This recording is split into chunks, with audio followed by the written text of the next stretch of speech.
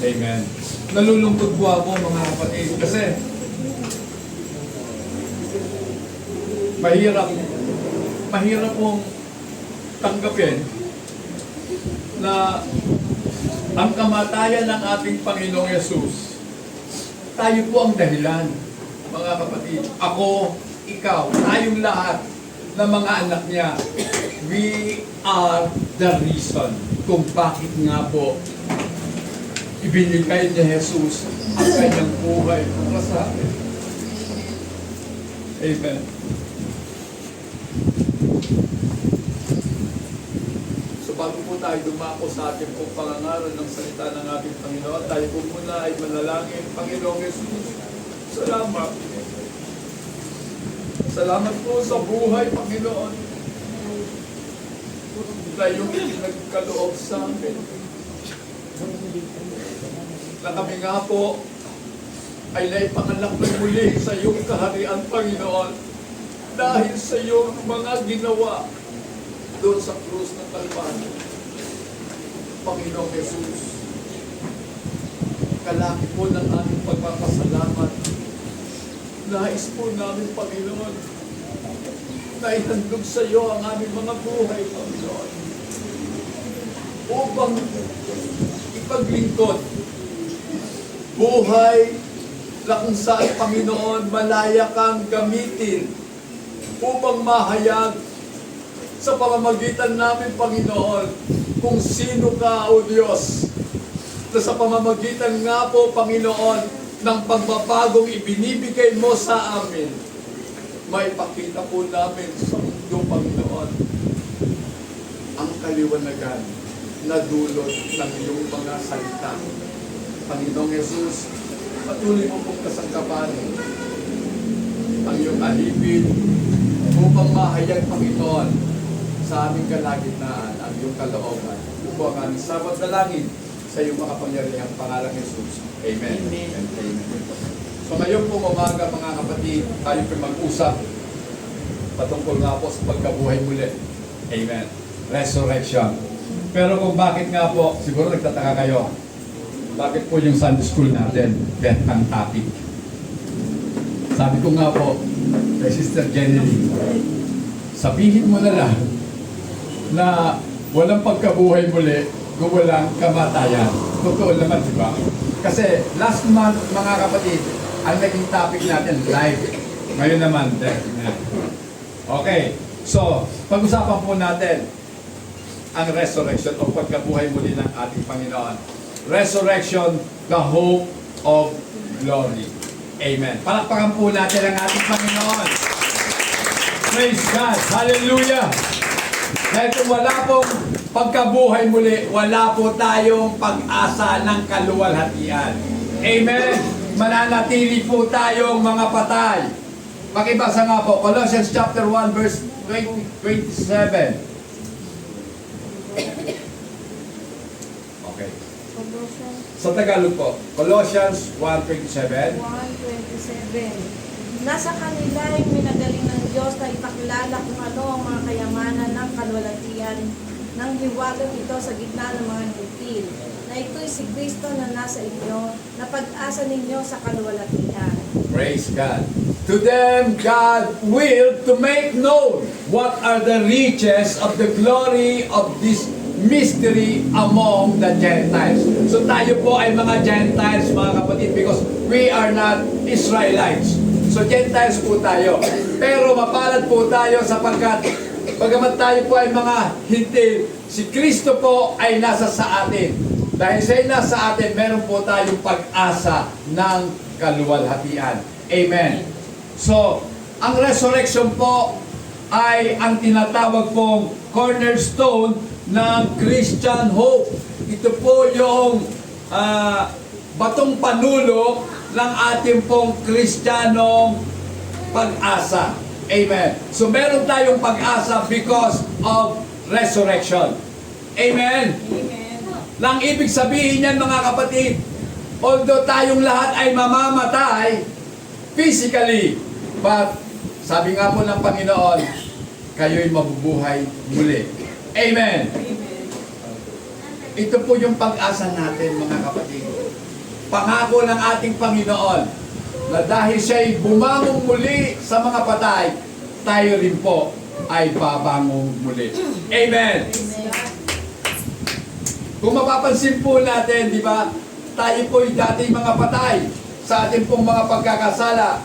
Ngunit sa pamamagitan ng ating Panginoong Yesus, tayo ay binuhay niya. Kaya po tayo ngayon ay naririto.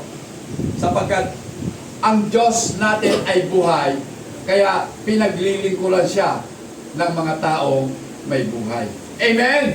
Yung mga patay, wala po dito. Amen?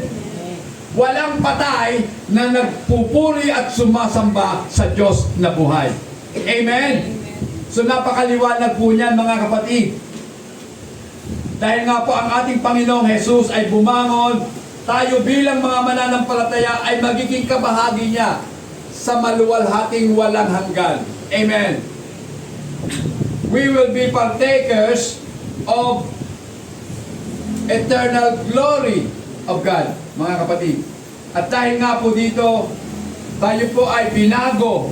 We are transformed from death and end into a transition to an eternal glorified bodies. So tayo po'y binago na ng ating Panginoon. Amen. Sa pamamagitan po ng kanyang salita, tayo po ay unti-unti po na tinatransform. Kaya nga po, ang payo po sa atin ni Apostol Pablo, tayo po ay laging maging mapagbasa at makinig sa mga pagtuturo ng salita ng ating Panginoon. Amen. Study the scriptures, mga kapatid. Aralin po natin. Huwag lang nating babasahin. Mahalaga na inuunawa po natin ang ating mga binabasa. Marami pong mga tao, sinasabi nila, ipinagmamalaki po nila. Sa ulado ko na, nabasa ko na ang Bible mula sa pasimula hanggang sa wakas nito. From Genesis to Revelation, nabasa niya na daw.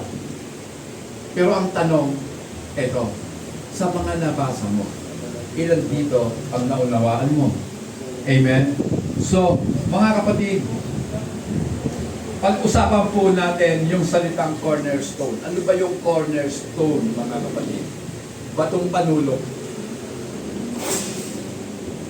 So, yung pong batong panulok, ito po yung tinatawag na the first, most crucial stone laid in a foundation.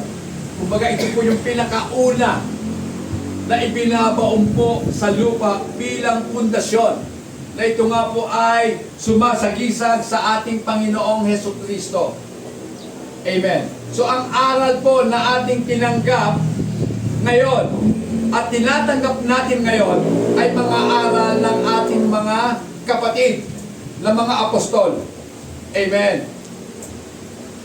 Pero yung aral po nila ay nakabatay sa aral po na itinuro sa kanila ni Jesus. Amen. Kaya nga po, si Jesus, ang ating Panginoong Hesukristo, ang ating pong batong panulok. Siya po yung ating cornerstone, mga kapatid. Amen. At dahil po ang buhay po natin ay nakasali sa matibay na bato, tayo po ay may pag-asa ng kaluwalhatian. Amen. So ito pong cornerstone ay napakahalaga, mga kapatid. It is essential sapagkat ito po ay nagbibigay ng katibayan o ini-establish po nito at tayo po ay ginagabayan bilang iglesia ng ating Panginoon. Ngayon pag-usapan po natin ang kahalagahan, the essentiality of resurrection. Bakit nga ba mahalaga ang pagkabuhay muli? Pag-usapan po natin yan, mga kapatid. Sapagkat kung wala pong resurrection, kung hindi po nabuhay muli ang ating Panginoon, tayo pong lahat ay walang pag-asa ng buhay na walang hanggan. Pakibasa po, 1 Corinthians 15, verse 14. 15:14. At kung ibinuhay, ay walang kabuluhan nga ang aming pangangaral. Wala rin namang kabuluhan ang inyong pananampalataya. At kung si Kristo ay hindi po nabuhay muli, then our preaching is empty. Ang aming pangangaral ay walang kabuluhan at ang inyong pananampalataya, syempre, wala rin pong kabuluhan. Amen? So kung wala pong resurrection, uwi na lang tayong lahat. Amen? Mamasyal na lang tayo sa mga mall, baligo tayo sa mga beaches, kung wala pong pagkabuhay muli. Sapagkat sa pamamagitan nga po ng pagkabuhay muli, masasabi po natin na hindi sayang ang ating mga ginagawa. Amen? Hindi sayang ang pagbihis mo, ang pagpunta mo dito, ang pagtitiis mo sa ilid habang ikaw ay nasa sasakyan. Diba mga kapatid, masarap matulog? Amen. Pero dahil nga po, si Kristo'y nabuhay muli, hindi sayang ang ating mga ginagawa. Amen? Hindi sayang ang pagligo mo, ang pagbihis mo, ang pagpunta mo dito. Hindi sayang ang pag-upo mo. Amen? Hindi sayang ang pakikinig mo. At kung hindi nabuhay si Kristo, mga kapatid, unang-unang akong magsisisi sa mga ginagawa ko. Bakit pa ako nagpakapagod? Di ba, mga kapatid? At kayo rin naman, ang iyong paniniwala magiging walang kabuluhan sapagkat hindi pala nabuhay si Kristo. Amen? At kung hindi nabuhay ang ating Panginoon, ay kumain na lang tayo at uminom, magpakasaya habang nabubuhay. Dahil lahat ng tao ay mamamatay. Pero mga kapatid, ang katotohanan, si Kristo ay nabuhay muli. Kaya handa po tayong magtiis. Amen? Amen. Handa tayong magpakahirap. Amen. Sapagkat may pangako ang ating Panginoon. Amen.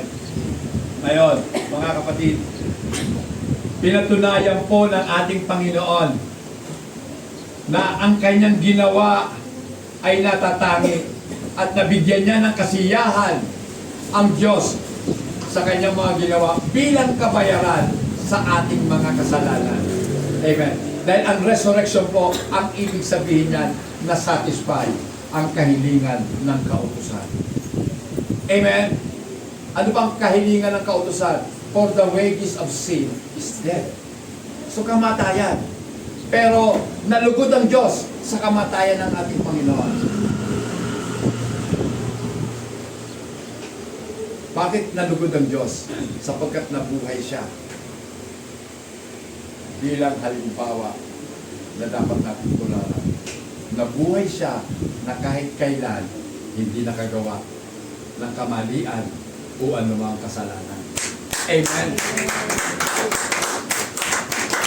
Imposible yun, mga kapatid, sapagkat siya'y nasaan yung tao. Amen. Kaya nga tinutukso siya ng Diablo eh. Di ba? At alam niyo ba ang unang tuksong ginawa ng Diablo? Siyempre pagkain. Wala na pong iba pa na pinaka kailangan ng tao. Kapag ang tao po gutom, pwede siyang magnakaw. Pwede siyang gumawa ng mga illegal para lamang may mapakain sa kanyang pamilya. Tama? Katuwiran po yan ngayon ng mga tao kapag nahuli. Bakit nagtitinda ng droga? Wala po kasi kaming makain eh. O, di ba? Pero isang malaking kahangalan lang ipapakain mo sa pamilya mo ay galing sa kasamaan. Hindi mo ba alam na kung ang pinakakain mo ay galing sa kasamaan, yung mga anak mong kumakain, yung asawa mong kumakain, at ikaw mismong kumakain, ay magiging masama. Amen? Kaya huwag ka na magtaka. Sabi mo, bakit ang sama-sama ng anak ko? Eh, masama ka din naman eh. Pareho lang kayo. Amen? Alam nga namang magbunga ng santol ang mangga. Diba? Against nature yan, mga kapatid. Kaya nga, tayong lahat ay dapat sana mamamatay. It is by nature na tayong lahat na makasalanan ay mamamatay. Subalit, nahabag ang Diyos na awa sa atin. Amen? Yung pang-awa kagagawan mo, mukha ka bang kawawa? Hindi na eh. Hindi nga tayo mukhang kawawa eh. Mukha nga tayong astig eh. Di ba? Pero, naawa pa rin ng Diyos sa atin. Si Pablo nga eh. Di ba? Kumbaga, siya po yung modern, Putin. Siya si Putin. Di ba? Sino ba si Putin? Siya yung presidente ng Russia. Marami siyang ipinapapatay. Amen? Isipin mo na lang. Hindi lang po yung mga Ukrainian ang kanyang ipinapapatay. Mismong mga tao niya, mga Russian, dinadala niya sa meat grinder na tinatawag. Alin yung meat grinder? Dadalhin ka doon sa battlefront sa Ukraine. Pag pinadala ka sa Ukraine, asahan mo lang, mahirap ka na makabalik. Mga kapatid, iba na ang labanan ngayon. Hindi na po gumagamit ng rifle ang mga sundalong Ukrainian. Alam niyo ba kung ano nang ginagamit nila? Bawat tao, drone ka lang. Ang katapat mo, drone. Mumurahing drone na mabibili sa Alibaba. Mumurahing drone. Kinakabitan po ng mga granada. Then ibabagsak sa'yo. Patay ka. Sino ba rin ang mga gamer? So, lahat po ng mga gamer, ng mga Ukrainian, ang hawak talaga. Yun. Sila po ang mga operator ng drone na yan. Mga kapatid, ganyan po kasama ang tao. Amen. Kaya nga po, bilang Diyos, ang ating Panginoong Hesukristo, habag na habag sa kalagayan nating mga tao. Amen. Because of our sin, kinakailangan ang Panginoon ay magsakripisyo. Amen. Kasi ang kahilingan po ng kautusan, dugo ang kabayaran. At hindi po tayo qualified sa dugong yun. Because tayo man ay makasalanan din. Amen. So ano ang gagawin nila? Ano ang gagawin ng Diyos? Diba? Kaya nga may plano ang Diyos. Sabi ko nga po nung nakaraan pa, ang buong tema ng Bible ay God's redemption. From Genesis to Revelation, iisa lang ang tema na pinag-uusapan, redemption. Amen? Sa Book of Genesis pa lamang, makikita na kagad natin doon ang inihanda ng ating Panginoon na tagapagligtas, being the seed of a woman, ang binhi ng babae. Amen? So yung binhi, capital letter B yun. Pag English, capital letter S. Seed. Singular. Ibig sabihin, si Jesus po yun. Amen.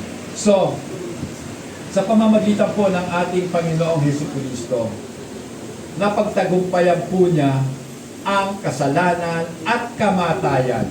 Amen. At tinapos niya. Amen. Kaya nga po, sabi niya, di ba, nung nakabayubay niya sa krus ng Kalbaryo, bago yung huling sinabi niya, bago yung Father, into thy hands I commit my spirit. Sabi niya muna, tetelestai. Ano bang ibig sabihin nun? It is finished. Tapos na. Bayad na. Full faith. Pinayaran na ng ating Panginoon ang ating mga pagkakautang. Ngayon ang tanong, sino ba ang binayaran ng ating Panginoon? Utang ba ng lahat ng tao? Kasalanan ba ng lahat ng tao sa mundo? Sagot. Kasalanan ba lahat ng tao sa mundo ang binayaran ni Jesus? Ako po hindi nagsasalita dito ng pachamba-chamba lang. Kasi napapanood eh. Pwede tayo i-bash. Ngayon, sasabihin ko po ang totoo. Ang pagliligtas ni Jesus at ang iniligtas ni Jesus ay ang kanya lamang bayan. Verse, gusto nyo? Matthew 1:21, anong sabi? Pakibasa.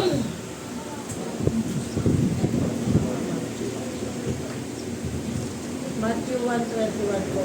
Opo. At siya'y manganganak ng isang lalaki, at ang pangalan itatawag mo sa kanya ay Jesus, sapagkat ililigtas niya ang kanyang bayan sa kanilang mga kasalanan. Sapagkat ililigtas niya ang kanyang bayan. Kanya, his own people. So not all people is owned by God. Sino ba ang pag-aari ng Diyos? Siyempre yung mga tinubos niya, yung mga binayaran niya. Kaya nga, we are not our own. Hindi na po tayo nagmamay-ari ng ating sarili. Tayo po'y pag-aari na ngayon ng ating Panginoong Jesus. Amen! Naniniwala ba kayo? Amen. O baka naman, hindi. May karapatan na ako eh. Sino may sabi? Sino may sabi may karapatan ka? Ang karapatan lang natin sumunod sa ating Panginoon. That is our only right, mga kapatid, to obey God. Amen. Sapagkat kung naiintindihan po natin ang katotohanan, hindi tayo talaga hahangad pa ng sinasabi natin absolute freedom. Dahil ang freedom na tinatawag natin ngayon ay hindi talaga absolute. Dahil ang totoo, tayo pong lahat ay alipin. Amen? Dalawa po ang umaalipin sa tao. Pwedeng ang demonyo o pwede ang Diyos. Amen. At ang mga anak po ng Diyos, we are all servant. We are all slave of God. Mga kapatid, napakaganda po kapag alipin ka ng Diyos. Bakit ka mo? Sapagkat lahat po ng alipin, umaasa sa kanyang Panginoon. Amen. Pagkain, pag may sakit ka, gagamutin ka, papagamot ka. Pag wala ka ng damit, bibihisan ka. Kasi alipin ka niya eh. Yan po ang konsepto ng slavery. Kaya nga lang, sinalaunan ng tao. Kaya ang tao ngayon, allergic na sa salitang slave. Ayaw nga nila magpatawag ng slave, di ba? Mga pastor na ayaw magpatawag ng servant eh. Si Paul, anong patawag ni Paul sa kanya? Sa mga introduction niya, sa kanyang mga epistle, sa kanyang mga sulat, Paul, the slave of Jesus Christ. Lagi yun, alipin ako ni Kristo. Kasi kung uunawain po natin mabuti, may malaking pagkakaiba ang alipin sa servant. Iba po yung slave sa servant. Pag servant, may sahod. Amen? Servant ka eh. Alila kita. So, susunduan kita. Pero kung alipin kita, binayaran ko na nga eh. Yung dati mong amo, ngayon akin ka na. Diba? So, alipin pa tayo ng ating Panginoon. Kaya nga po mga kapatid, the Lord Jesus not stay in the grave. So ito po yung kapangyarihan niya. Mula sa pagiging alipin natin, ginawa tayong malaya ng ating Panginoon sapagkat nabuhay nga po siya mula sa kanyang pagkamatay. Amen. So kung babasahin po natin, John 5:26, pakibasa po. Yan. For the Father has life in Himself, so He has granted the Son to have life in Himself. So ibinigay ang karapatan ng Ama sa Anak na meron din buhay sa kanyang sarili. So may buhay si Jesus. Dahil ang sabi nga ng ating Panginoong Jesus sa John chapter 14, verse 6, anong sabi? John 14:6. Sinabi sa kanya ni Jesus, ako ang daan, ang katotohanan at ang buhay. Sino man ay di makaparoroon sa Ama kundi sa pamamagitan ko. So sinabi po ni Jesus, I am the way. Ako yung daan. Gusto mo makapunta sa Ama? Sa akin ka. Pumunta. Makakarating ka sa Ama. Ano yun? Sasamahan siya doon? Hindi. Mamaya, kahit natin. Ano pa sabi ni Jesus? Ako ang katotohanan. I am the truth. So hindi po sinabi doon, I am a truth. Kundi, I am the truth. Definite, mga kapatid. Isang tiyak. Tinitiyak niya na siya lang ang katotohanan. And the life. Siya lang ang buhay. Amen. So kung gusto natin ng buhay, na kay Kristo po yun. Maliwanag ang sabi, no one comes to the Father except through me. Walang makaparuroon sa Ama kung hindi sa pamamagitan ko. Ano ba ito, mga kapatid? Pastor, ano ba yan? Si Jesus ba, padrino natin para makarating tayo sa Ama? Hindi. Sapagkat pag nakilala mo si Jesus, makikilala mo ang Ama. Amen? Sabi nga ng Panginoong Jesus kay Philip, matagal mo na akong kasama, pero bakit mo hinahanap sa akin ang Ama? Di mo ba alam na ang nakakita sa akin, nakakita na sa Ama? Amen? So, may nakakita sa Ama. Lahat ng nakakita kay Jesus, nakakita sa Ama. Tandaan natin yan, mga kapatid. Sapagkat ang katotohanan, simple lang. John 10:30, ano sabi? I and my Father are one. Diba? Napakasimple lang naman eh. Ako at ang Ama iisa. Bakit kinakailangan pa maging dalawa, maging tatlo? Diba? At yan ngayon ang pinaglalabanan, pinaglilibatihan mabuti. So hindi naman tayo nakikipag-debate sa kanila. Bahala sila, maglibatihan na sila basta tayo pinanindigan natin ang katotohanan na si Jesus at ang Ama ay isa. Amen. At itong buhay natin ngayon ay ikinabubuhay na natin kay Jesus. Makibasa po, Colossians 3:4. Colossians chapter 3 verse 4. Pagka si Kristo na ang ating buhay ay mahayag nga rin kayo sa kasama niya sa kalwalhatian. When Christ, who is our life, appears, then you will also appear with Him in glory. So si Kristo na ang buhay natin ngayon. At kapag siya'y nahayag, mahayag din tayong kasama niya sa kaluwalhatian. Amen? So hindi talaga tayo hinihiwalayan ng ating Panginoon. Amen. Pangangaral ni Sister Jenny patungkol sa kamatayan, di ba? Separation. Sabi ko nga sa kanya, tanungin mo ako. Hindi ako tinanong. Kasi, ang kamatayan, katapusan ng buhay. Ito yung kinakatakot natin lahat. Bago natin makilala ang Panginoon, takot tayong mamatay. Kasi iniisip natin, ito na yung wakas ng buhay natin. Pero ngayong tayo'y Kristiyano na, alam din natin, oo, wakas ng buhay natin dito sa lupa. Pero pasimula ng buhay sa buhay na walang hanggan. Amen? Amen. The end is here. But ito'y beginning sa kabilang buhay. Amen. Pipikit ka sa mundo, bibilag ka sa kabila. Amen? Di ba ang galing? Ang galing talaga ng Panginoon. Kaya nga po, mga kapatid, patuloy po tayo na magtiwala sa ating Panginoon. So, without resurrection, Jesus' death would go without divine interpretation and endorsement. So, ano to, mga kapatid? Kung wala daw pagkabuhay muli, ang kamatayan ni Jesus ay parang lilipas lang na wala talagang na-accomplish. Hindi mo siya pwedeng i-interpret, hindi mo kayang ipaliwanag ang kamatayan ni Jesus kung wala pagkabuhay muli. Sabihin na lang natin, namatay siya kasi tao siya eh. So, iba po. Dahil kung babasahin nga po natin, Romans chapter 1 verse 4, ano sabi?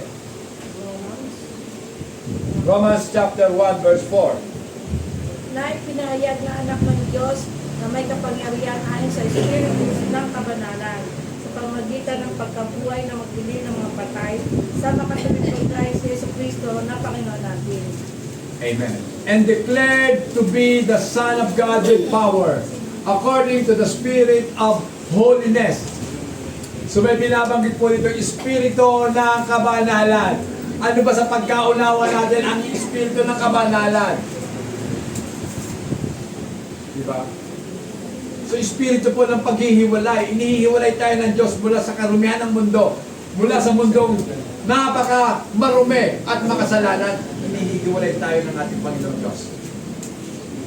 At meron lang kapangyarihan ngayon ang ating Panginoon sapagkat siya ay nabuhay muli. Ngayon pakibasa rin po mga kapatid, Romans 4:25. Ano sabi? Na ibinigay dahil sa ating mga kasuwayan at binuhay na maguli sa ikaaring ganap natin. So kung mapapansin po natin, sabi ni Paul, si Kristo ay napako sa krus dahil sa ating mga offenses, dahil sa ating mga pagkakasala, mga kapatid. Amen? Pero binuhay siyang muli para sa ating pagpapawalang sala. So, sa madaling sabi mga kapatid, ang kanyang resurrection, ang kanyang pagkabuhay muli ay para po sa atin. Na lahat tayong tinawag niya, lahat tayong pinili niya, ay mapapawalang sala niya na. Amen! As if para hindi ka nagkasala. Amen? Nagsisi ka ba? Hindi. Hindi. Kasi wala namang patay na pwedeng magsisi. Pero pwede ang Diyos magsabi dun sa patay, mabuhay ka, pinatawad ko ng lahat ng kasalanan mo. Diba? Sasabihin niya daw, wala namang sinasabing ganyan. Pastor, okay, gusto mo makita? Yung magnanakaw na nasa magkabilang gilid ng ating Panginoon. Yung isa, masama, namumusong pa eh. Talagang iniinsult ko pa ang Panginoon. Kung talagang ikaw ang tagapagligtas, iligtas mo ang iyong sarili. Kami na rin, iligtas mo. Sabi nung sa, huy, matakot ko sa Diyos. Siya, wala siyang kasalanan. Tayo, totoong makasalanan. So yung sinabi pa lang ng tao mabuti, ina-admit niya na, tinatanggap niya na siya ay makasalanan. Amen? So hindi siya nag-confess sa Panginoon, Lord, patawarin mo ako sa aking kasalanan. Hindi. Hindi rin siya nagsabi, Lord, save me. Hindi. Ang sabi niya, Teacher, remember me. Alalahanin mo ako pagdating mo sa paraiso. Diba? Ang ganda nga ng sabi ko po na ako eh. Hindi pa akong inilig Panginoon ng kaligtasan ko. Sapagkat alam ko, ako'y makasalanan. Diba? Ang hinihiling ko lang sa'yo, alalahanin mo ako pagdating mo doon. Ito po ipinakita ni Jesus ang kanyang maawaing kalikasan. Sabi niya sa magnanakaw, ngayon din, isasama kita sa paraiso. Diba? Sino mag-o-object? Yung pang mga Pharisees? Pa hindi naman nag-confess yan eh. Hindi naman nabaptize yan eh. Bakit maliligtas? Bakit? Diyos ba kayo? Amen? Kung sinabi ni Jesus, mangyayari. Diba? Because lahat ng bagay sa mundo ito nalikha sa pamamagitan ng kanyang sinabi. Sinabi niya, magkaroon ng liwanag. Nagkaroon ng liwanag. Sinabi niya, ngayon din, sasama kita sa paraiso. Kasama sa paraiso. Amen? Ngayon, number 2 mga kapatid, without the resurrection, none of Jesus' promises would be trustworthy. Kung walang pagkabuhay muli, lahat ng ipinangako ni Jesus ay hindi po kapani-paniwala. So, di ba? Hindi ka dapat mag-trust doon kung walang pagkabuhay muli. Dahil dinojoke lang niya tayo. Tama? Kaya lang nabuhay nga siya eh. Ibig sabihin, totoo. Walang joke dito. Amen? Lahat ng sinabi ng ating Panginoon, totoo. At dahil totoo mga kapatid, mababasa natin yung historical facts ng pagkabuhay ng ating Panginoon. Amen?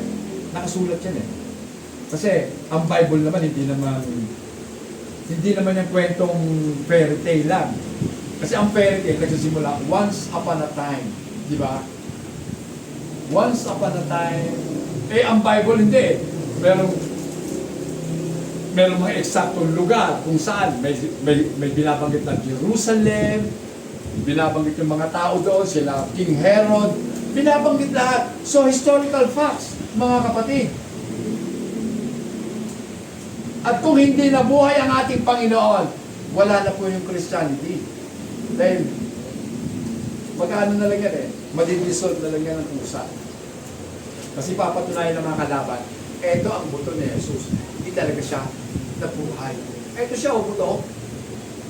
Ngayon, bakit hindi makapagpresenta ang mga kalaban ng Christianity ng ebidensya na hindi nabuhay si Jesus? Wala sila. Empty tomb nga eh. Walang laman yung libingan. Nawala. Ang sabi nila, sabi ng mga Sanhedrin, sabihin ninyo, kinausap ang mga sundalo. Alam mo ng mga sundalo, kahit ngayon, meron pa rin mga kurang na sundalo, sabihin nyo, ninakaw ng mga alagad. Kaya nawala. Tama. At binigyan sila ng maraming pera kasi, mga kapatid, isipin nyo, pinabantayan, may selyo ang libingan. Sealed po yun. Pero, yung bato, na isang tabi na. O, diba? Sino pwede magbuhat nun? Hindi naman pwede yung mga babae. Kasi mga babae po ang nauna sa libingan. Di ba? Noong panahon, ang mga babae, hindi po pinaniniwalaan sa korte. Kasi alam mo naman, sa Israel, ano yun eh, masyadong makalalaki. Yan. Paternal po sila. So mas pinaniniwalaan nila yung testimonya ng mga lalaki. Pag babae, kaya sabi ni Pablo, kung kayo mga babae manahimik kayo sa simbahan, huwag kayong daldal ng daldal. Yun ang sabi ni Paul. Hindi kayo pwedeng mangaral, sabi ni Pablo. Hindi naman daldal eh. Hindi kayo pwedeng mangaral sa iglesia. Pwede kayo magturo sa mga kababaihan, sa mga bata. Pero kung tuturuan yung mga kalalakihan na, kinakailangan meron kayong authority. So saan ang nagaling yung mga authority ng teacher natin? Siyempre sa pastor. Bigyan na kayo ng authority. Kasi kawawa naman si pastor kung siya lahat. Amen? Siya na yung Sunday school teacher, tagapagturo sa mga bata, tagapagturo sa mga kabataan. Kahit sa ladies, tagapagturo pa. Mamamatay ka agad yung pastor nyo. Amen. Ngayon mga kapatid, ito, tingnan natin ha. His resurrection is a historical fact to believe in. Yan. Pag-ibasa nga po, Matthew 16:21. Mula ng panahon yaoy, nagpasimula may pinakilala ni Jesus sa kanyang mga alagad na kinakailangan siya'y kumaroon sa Jerusalem at magbata ng maraming bagay sa matatanda at sa mga pangulong saserdote at sa mga eskriba at siya'y patayin at muling ibangon sa ikatlong araw. Then pag-ibasa mo rin, Sister Lene. Matthew 17, verse 19. Ay, 9 lang pala. 17 verse 9. 9 po. At habang sila'y nagsisibaba mula sa bundok ay iniutos sa kanila ni Jesus na nagsasabi, huwag ninyong sabihin kanino mang tao ang pangitain, hanggang sa ang anak ng tao ay bangon sa mga patay. So, ito po yun. Ito po yung tagpo nung nagpakita po ang ating Panginoon. Yung po tinatawag natin Mount of Transfiguration. Diba? Nakita nila, sabi nila, nakita nila si Moises at si Elijah kasama ng ating Panginoong Jesus. At anong sabi ni Pedro? Ang gagawa pa kami ng tolda para sa inyong tatlo. Pero anong sabi ng Panginoon sa kanila? Sabi yung pahingan. Ikaw ang bibig. Tell the vision to no one until the Son of Man is risen from the dead. Huwag kayong maingay na nakita nyo ako na nag-transfigure, nagbago ang anyo, hanggang sa ako ay hindi pa bumabangon mula sa mga patay. So inihula niya na yan, babangon siya sa mga patay. Amen? At ang sabi nga ng ating Panginoon, di ba? Nung kausap niyo yung mga Hudyo, ibain ninyo ang templong ito. And within 3 days, ibabangon ko ang templo. Hindi nila naintindihan, ano? Sabi ng mga, ibabangon mo ang templo? 46 years na itinayo namin ang templo. Imposible yun. Within 3 days, ibabangon mo. Itatayo mo ang templo. Ang hindi nila naintindihan, ang templo tinutukoy ni Jesus, ang kanyang katawan. Ngayon, sinong bumuhay kay Jesus? Ang Ama ba? O siya mismo? Tanong, sagot. Siya mismo. Sabi niya, itatayo ko muli. So, siya ang ang nagbangon sa kanyang sarili. O diba? Bakit? Siya nga yung Diyos eh. Amen? Yun yun. Yun po yung aral doon. Siya mismo yung Diyos. It is amazing. So, kahanga-hanga po ang mga pangako ng ating Panginoon. Sapagkat lahat po ng ipinangako sa lumang tipan naganap na, mga kapatid. Mayroon na lamang iilang pangako ang hindi pa natutupad. Pero kasiguruhan, lahat ng yan ay matutupad. Number 3, mga kapatid, without resurrection, there would be no apostolic foundation for the church. So, apostolic foundation for the church. So, kanino ba itinayo ang iglesia? Siyempre, kay Jesus. Diba? Pakibasa nga po, anong sinasabi dyan sa Matthew 16 verse 18. At sinasabi ko naman sa iyo na ikaw ay Pedro, at sa ibabaw ng bato ito ay tatayo mo ang aking iglesia, at ang mga pintuan ng Hades ay hindi magsisipanaig laban sa kanila, sa kanya. So sabi ng ating Panginoon Jesus, ito, and I also say to you that you are Peter. Ikaw nga ay si Pedro. And on this rock, sabi ng Panginoon, at sa batong ito, itatayo ko ang aking iglesia. Sino ba yung batong tinutukoy? Si Pedro ba o si Jesus? Sagot? Sino?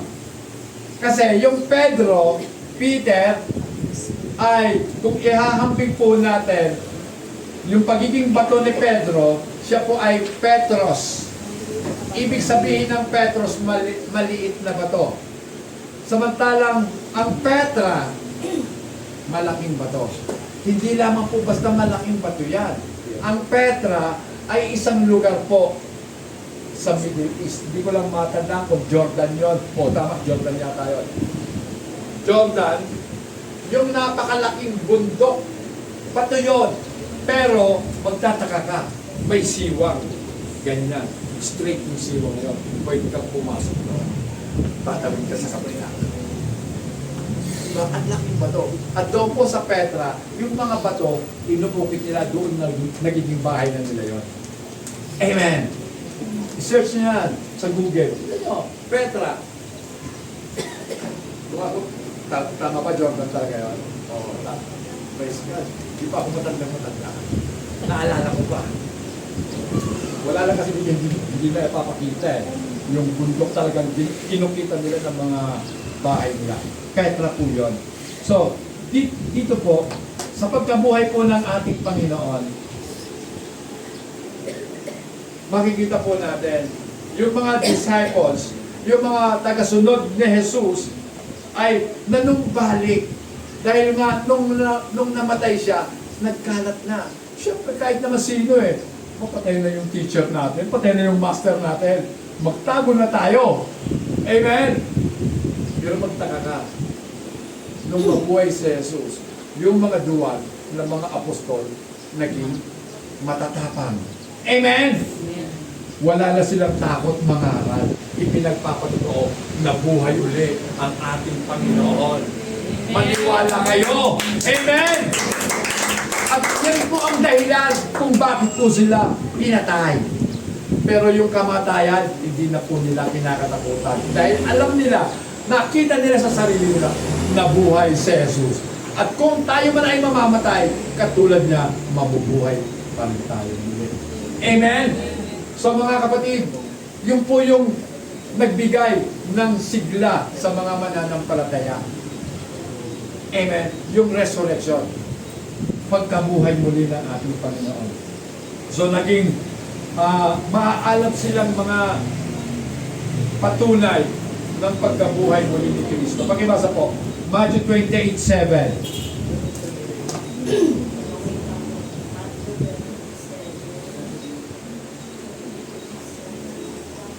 At magsiayon kayong madali at sa kanyang mga alagad ay sabihin ninyo, siya'y nagbangon sa mga patay at narito siya'y namumuna sa inyo sa Galilea. Doon makikita ninyo siya, narito nasabi ko na sa inyo. 10.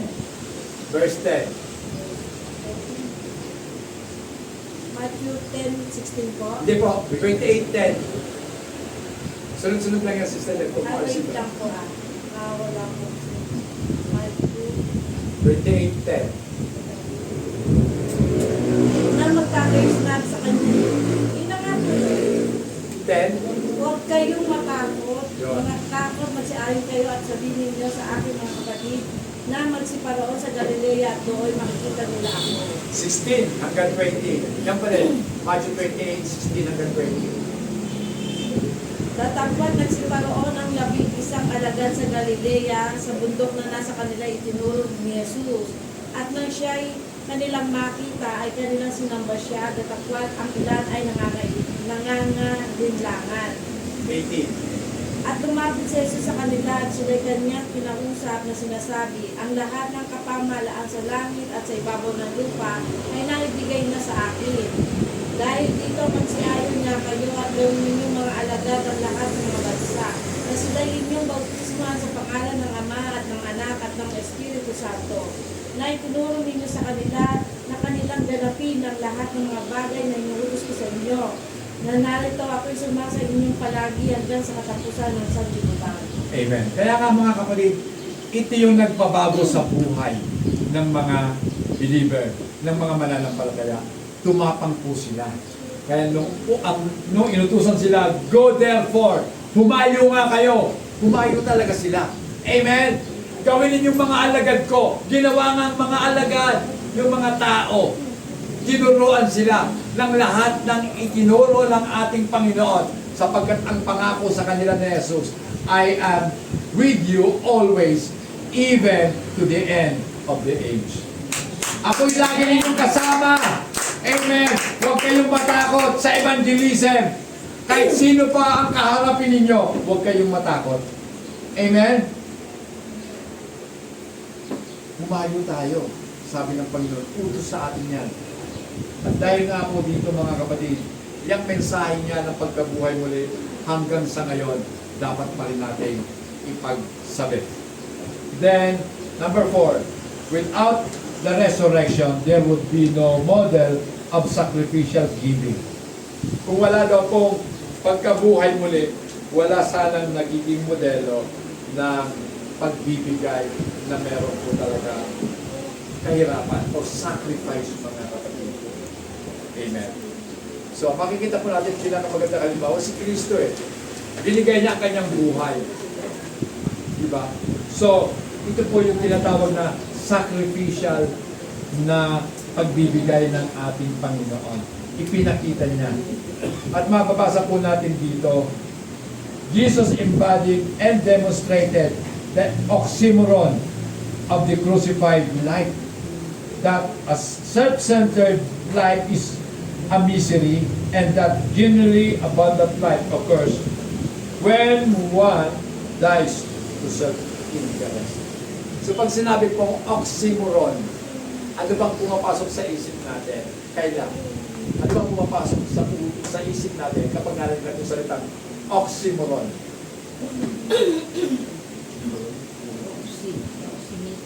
Tignan nyo. Pag sinabi kasi oxymoron, ito po yung paggamit ng dalawang salitang magkakontra para i-describe ang isang bagay na parang nakakatawa. Halimbawa, eto na, ang halimbawa niyan, nakabibinging katahimikan. Di ba? Deepening silence. Ano yun? Nakakabingi pero tahimik. O di ba? Parang nakakatawa. Pero dalawang salitang magkakontra, pinagsasama para makagawa ng isang salita. Ang tawag po na oxymoron. So, ngayon mga kapatid, ang sabi po dito, di ba? Ang sabi na ang buhay na nakasentro sa sarili ay magiging miserable. Samantalang kung ang buhay mo ay nakasentro sa ibang tao, magiging abundant ang buhay mo. Di ba? Sa mundo, baliktad yun. Kinakailangan nakasentro sa sarili mo para masaya ang buhay. Tama? Pero kung Kristiyano ka, nagiging masaya ang buhay kung ang buhay mo ay paglilingkod mo sa ibang tao. Amen? Mas masaya po yung sa halip na kakainin mo, pinakain mo sa taong nagugutom. Amen? Kasi ang totoo, minsan kumakain tayo, hindi naman talaga tayo gutom. Bakit ka kumakain? Kasi oras na para kumain. Di ba? Kasi pastor, alas 12 na eh. Need ko lang kumain. Pero hindi pa talaga ako gutom kasi kumain ako ng alas 10. Pero yung isang tao, kagabi pa, walang kinakain. Amen? So hanggang ngayon, gutom na siya. Ikaw, di ba? Mararamdaman mo, iba po yung feeling na kapag nakapagpapakain ka ng ibang tao.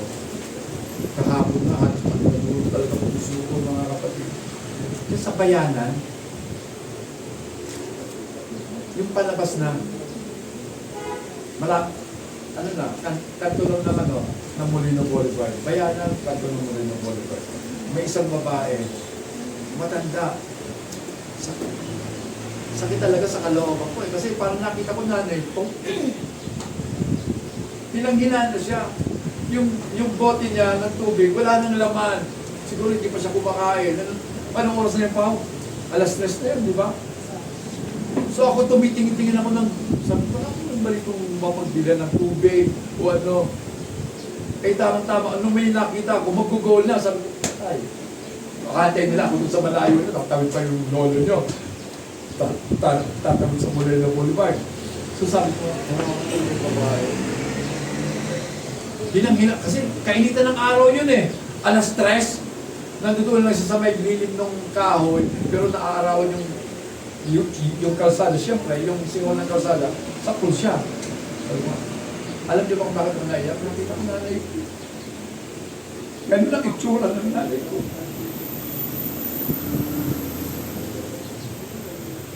So mga kapatid, yan ang sinasabi ko. Mapalad pa rin tayo. Pero mas lalo tayo magiging mapalad na sa halip na tayo ang kakain, ibibigay na lang natin sa mga taong alam natin hindi pa sila kumakain. Diba? Sa aplikasyon po, sa spiritual, oo, kumakain lahat tayo ng Word of God. Pero yung iba, hindi ka sila nakakapakinig ng salita ng Diyos. So pakainin natin sila ng salita ng Diyos. Diba? Mag-share tayo sa kanila. Kahit isang talata lang. O kaya, magpatutuo ka na lang kung wala ka talagang ma-memorize pa ang Word of God. Magpatutuo ka kung ano ang ginawa sa iyo ni Jesus. Yun lang mga kapatid, sapat na yon para makilala niya si Jesus. Masasabi niya, ayun palang Diyos mo ang nagbago sa iyo. Amen? So makikita nila. Then, last mga kapatid, without the resurrection, there would be no eschatological shalom to right all the wrongly wrongs or the earthly wrongs and renew the world. So, sabi dito, kung walang pagkabuhay muli, pag sinabi po kasing eschatological, walang huling panahon na kapayapaan. Eschatological shalom. Huling panahong kapayapaan, wala talaga. Sapagkat ang kapayapaan ng mundo ay nakasalalay ngayon sa mundo rin. Pero ang kapayapaan, meron ang mga anak ng Diyos. Araw-araw po, may shalom tayo. Amen! Meron tayong peace of mind. Meron tayong peace sa buhay po natin. Amen. Yan po yung shalom. Amen. So, paano ba natin may tatama ang mga mali? Pakibasa nga po, Matthew 19:28 hanggang 29. Sabi sa kanila din, pagdating ko, kapag naghahalo na ang anak ng tao sa kanyang trono ng kaluwalhatian sa bagong daigdig, kayong sumusunod sa akin ay uupuin sa 12 trono upang mamuno sa 12 gilid ng Israel. Kapag iniwan ni man ang kanyang tahanan, mga kapatid na lalaki at babae, Yung mga lupain alang-alang sa akin, ay tatanggap sila ng sandaang ibayo at Wow, pagkakalupan 29,000. ng buhay na walang hanggan. Okay. So maliwanag, kapag iniwan daw natin, yan, ang ating mga bahay, ang ating mga kapatid, na lalaki at kapatid na babae, ang ating ama o ang ating ina, ang ating asawa o ang ating mga anak, ang ating mga kalupaan, dahil sa Panginoong Jesus, sa pangalan niya, you shall receive 100-fold and inherit eternal life. Magmamana ka ng buhay na walang hanggan. So, may sinasabi dito ang Panginoon, kinakailangan nating iwan. Ano ba ang dapat nating iwanan? Yung pong pagiging, makasarili natin. Amen? Na lahat na lamang ng rights gusto natin ibigay sa atin. Ano ka assuming? So hindi po tayo nag-a-assume mga kapatid, no? So kaya nga po, maraming bagay na dapat po natin maintindihan sa buhay. Then, conclusion na po tayo mga kapatid. The apostolic proclamation of the gospel centered on the cross. So ang apostolic pong pangangaral ay nakasentro sa krus ng ating Panginoon. Amen? But the meaning of the cross would be unclear without the resurrection. Magiging walang kabuluhan ang kahulugan ng krus kung walang pagkabuhay muli. Amen? Kaya nga empty cross na yun eh. Alam niyo mga kapatid, inisip ko lang, bakit naging empty? Kasi inilibing naman si Jesus talaga. Hindi empty cross ang dapat maging empty. Empty tomb. Yung libingan, walang laman. Ang cross pa pwede maging empty kasi ibinaba si Jesus, dinala sa libingan. Hindi ko nga alam kung bakit ang mga simbahan naglalagay pa ng mga krus. Empty daw eh. Sabi ko, oo, simbolo yun.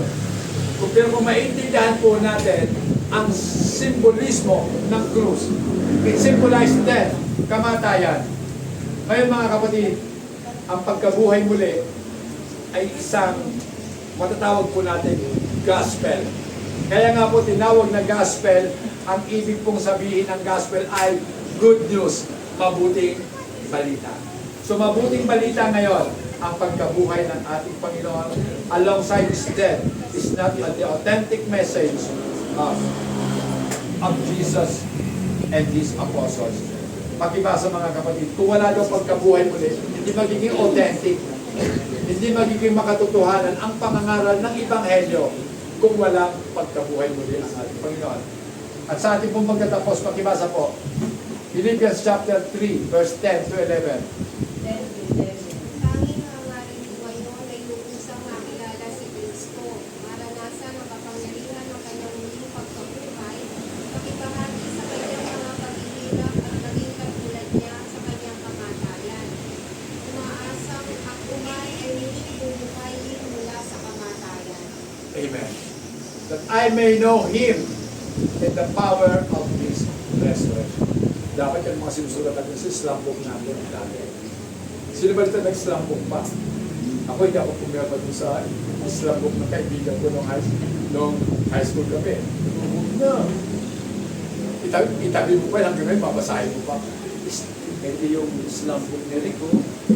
So ano sabi dyan? Sabi ni Paul, wala na akong ibang pinakananais pa, kundi ang makilala ko siya ng lubusan at maging kabahagi ng kanyang kapangyarihan, ng kanyang pagkabuhay ulit. At maging kabahagi din ng kanyang paghihirap, fellowship with His suffering, being conformed to His death. So pinag-uusapan na talaga Sister Jenny, death. Amen. Kamatayan. Sabi ni Pablo, gusto ko na ang kamatayan ko maging katulad ng kamatayan ni Kristo. Amen. Kamatayan na hindi nauwi sa pagiging sayang. Kamatayan na masasabi natin may pagkinawa. Sabi ng Apostol Pablo, for to me, to live is Christ, and to die is gain. Tayo po tayo lahat mga kapatid.